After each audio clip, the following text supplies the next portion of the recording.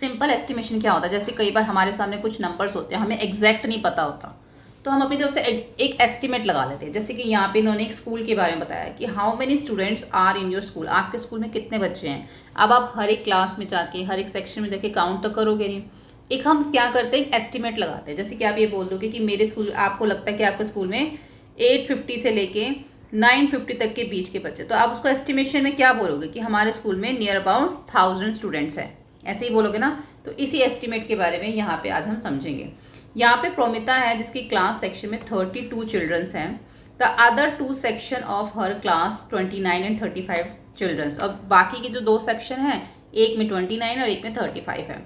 So she estimated the number of children in her class to about 100। तो वो क्या करती है, एस्टिमेट लगा लेती कि हाँ कि 100 बच्चे हैं क्लास के अंदर, मतलब कि दोनों क्लासेस को मिला के जो है, दोनों सेक्शन को मिला के नियर अबाउट 100 बच्चे हैं।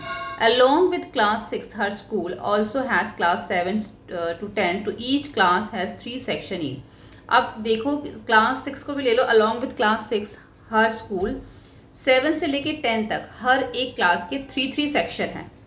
She assumed a similar number in each class and estimate the number of student in her school is around 500।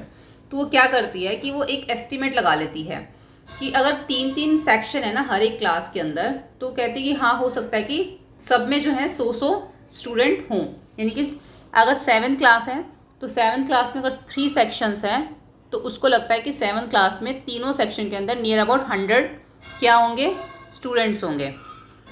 तो अगर वो 6 से लेके, जैसे कि मान लो 6, 7, 8, 9, 10, अगर वो हर एक क्लास के अंदर 3 सेक्शन है, ऐसे इसमें भी 3 सेक्शन है, इसमें भी 3 सेक्शन है, इसमें भी 3 सेक्शन है और इसमें भी, और उसने ये एस्टिमेट लगाया जैसे कि ऊपर दे रखा था ना कि उसकी क्लास में 32 हैं, बाकी 2 सेक्शंस में 29, 35, तो तीनों को मिला के उसने बताया कि 100, उसने एक एस्टिमेट लगाया कि 100 स्टूडेंट होंगे एक क्लास में।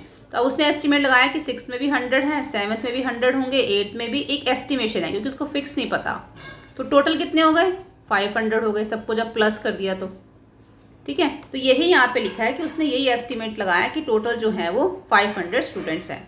अब यहाँ पर जो है आगे हमें, तो फर्स्ट में यहाँ बोला गया है we shall do simple estimation, it is fun exercise. सिर्फ फन एक्सरसाइज है इसकी, कुछ भी इसमें नहीं है। And you may find it amusing to know the various numbers around us. Remember, we are not interested in exact number of the following questions. Share your methods of estimation with class. अब यहाँ पे पहला सबसे पहले में दे रखा है, ये सिर्फ फन एक्सरसाइज है, आपको उस हिसाब से करने, कुछ भी इसमें फिक्स नहीं आएगा। जो नंबर मैं बोलूँगी ज़रूरी नहीं आपको वही नंबर लिखना है, अपनी तरफ से भी आप कुछ भी नंबर इसमें लिख सकते हो। जैसे फर्स्ट है यहाँ पे, step would you take to walk, मतलब कि जब आप वॉक करते हैं, आप अपने from the place you are sitting on the classroom to door, जहाँ पे आप बैठे हैं क्लास में, वहाँ से लेके अगर आप डोर तक देखें तो फिर कितने स्टेप्स आते हैं, एस्टिमेशन आपको लिखना है। उसके बाद आप अगर अपने स्कूल ग्राउंड को पूरा क्रॉस कर देते हैं तो आपके कितने स्टेप्स आते हैं। From your classroom door to the school gate, अपने स्कूल, आपकी क्लास के क्लासरूम के डोर से लेके स्कूल के गेट तक आपके कितने स्टेप्स आते हैं। From your school to your home, अब आपके स्कूल से लेके घर तक के कितने स्टेप्स आते हैं, ठीक है। ये आपको जो है सारा वो एस्टिमेशन में खुद से लिखना है। उसके बाद नेक्स्ट है यहाँ पे, number of times you blink your eyes और number of breaths you take, कितनी बार जो है आप अपनी आँखों को जो है वो झपकते हैं, ब्लिंक करते हैं, और number of breath you take, और कितनी बार आप सांस लेते हैं। तो ये ना आपको खुद बताना पड़ेगा, 1 मिनट में आप कितनी बार आइज़ को ब्लिंक करते हैं। जैसे कि मान लो हम 1 मिनट में 20 टाइम आइज़ को जो है ब्लिंक करते हैं, और ब्रीथ कितनी लेते हैं तो हमें काउंट करना पड़ेगा। हमने कभी भी ब्रीथ को तो कभी काउंट किया नहीं। ऐसे 1 घंटे में आप कितना आइज़ को ब्लिंक करते हो, तो उसको 16 to 20 कर दो, क्योंकि 1 आवर में 20 मिनट्स होते हैं, तो 1200 टाइम्स हो गया आपका ये।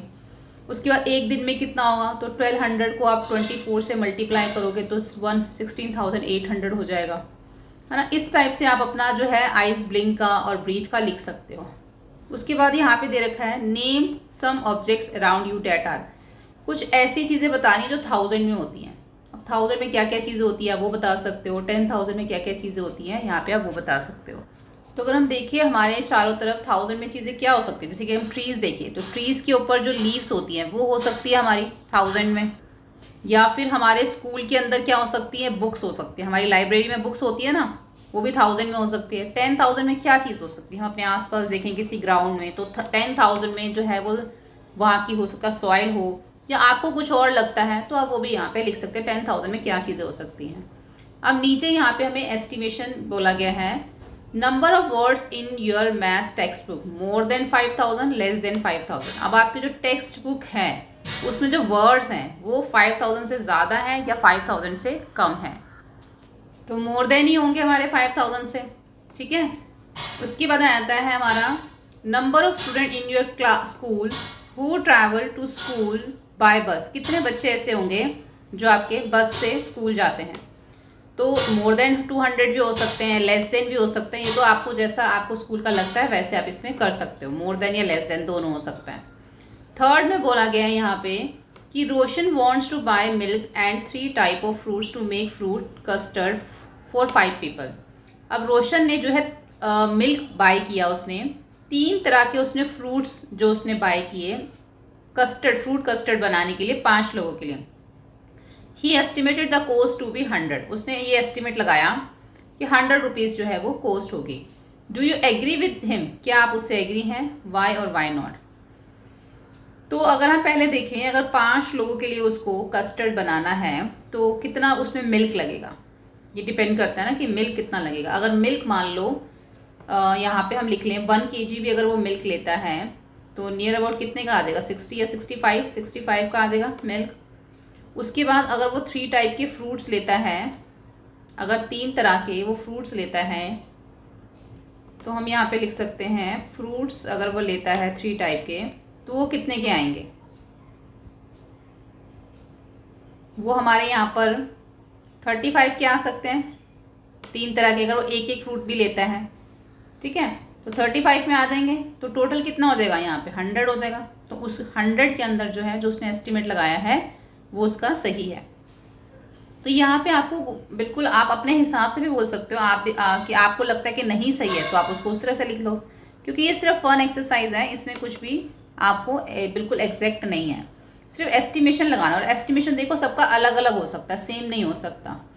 उसके बाद यहाँ पे आप लोगों ने एस्टिमेशन बोला है कि आपको उस गांधीनगर से, जो गांधीनगर में गुजरात के अंदर जो गांधीनगर है और जो नागालैंड में कोहिमा है, उनके बीच का डिस्टेंस बताना है आपको मैप के अंदर देख के।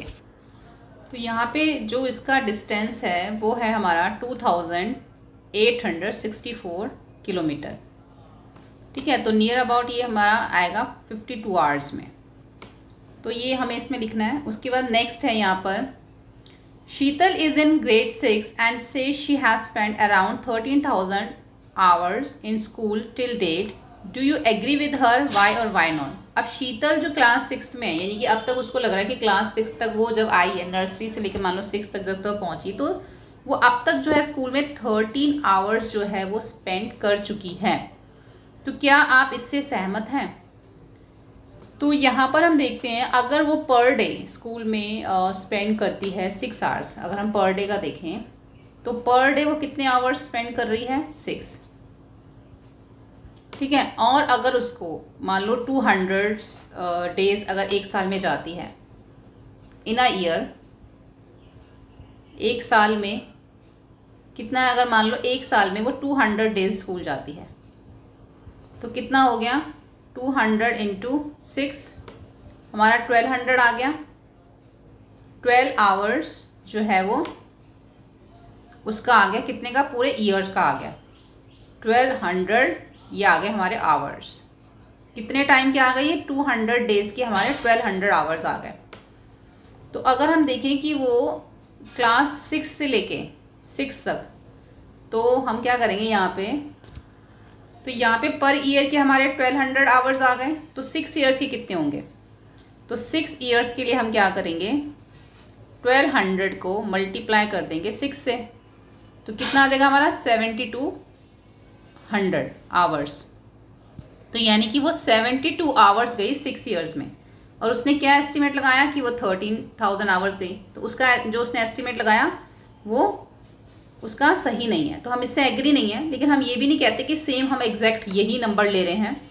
हमने भी क्या करा है कि एक दिन में तो हम 6 घंटे स्कूल जाते हैं, ये तो हमें पता है, एक साल में कितने घंटे गए, हमने एस्टिमेट लगा लिया कि एक साल में हम 200 डेज गए होंगे, तो 200 डेज को हमने 6 से मल्टीप्लाई कर दिया, तो हमने बोल दिया 1200 आवर्स। अब आप अगर ये कहो कि हम एक साल में हम 150 या 250 डेज स्कूल जाते हैं, तो हम उस हिसाब से कैलकुलेट करेंगे, है ना। तो यहाँ पे भी हमने सिर्फ एस्टिमेट लगाया है और उस हिसाब से हमने इसको कैलकुलेट जो है वो किया है।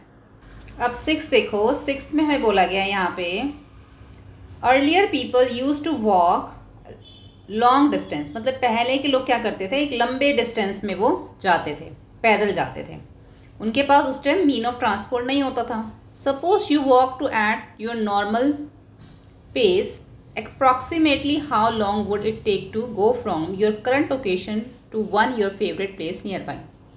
अब आप भी मान लो जितने हम नॉर्मल पेस में, मतलब जैसे आप चलते हो वैसे ही चल रहे हो, तो जहाँ पर अभी आप हो वहाँ से अगर आपको अपने किसी फेवरेट नियर बाय प्लेस पे जाना, तो कितने आपको वहाँ पर पहुँचने में जो है वो आपको कितना डिस्टेंस लगेगा। आपको यहाँ पर ना डिस्टेंस बताना है हर चीज़ का। अब आप उसको किलोमीटर्स में बता सकते हो, कितने किलोमीटर है आप उसको लिख सकते हो। उसके बाद यहाँ पे नेक्स्ट दे रखा है कि आपकी जो करंट लोकेशन है वहाँ से आपका जो नेबरिंग स्टेट है, जो भी आपका पड़ोस का जो स्टेट है, उसका जो कैपिटल है वहाँ तक जाने में अगर आप बाय वॉक जाते हो तो कितने किलोमीटर लगेगा।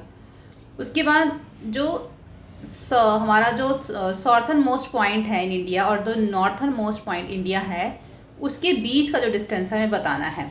यानी कि हम यहाँ पे कह सकते हैं जो हमारा नॉर्थ पोल और साउथ पोल जो है, उसके जो बीच का जो डिस्टेंस है हमें यहाँ पे वो लिखना। तो वो उसका जो डिस्टेंस है ना, वो होता है हमारा 3000 से लेके 3500 किलोमीटर के बीच का होता है। नियर बाय अगर हम देखें तो वहाँ 600 आवर्स।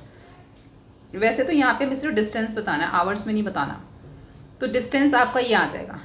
अगर आपको और भी जैसे चेक करना है इसमें कि आप जिस लोकेशन पे रह रहे हो, आपको अपनी favourite near by location check करनी है, वहाँ पे कितने आवर्स लगेंगे, तो आप ये सब गूगल पे चेक कर सकते हो कि कितने किलोमीटर जो है वो सारा है।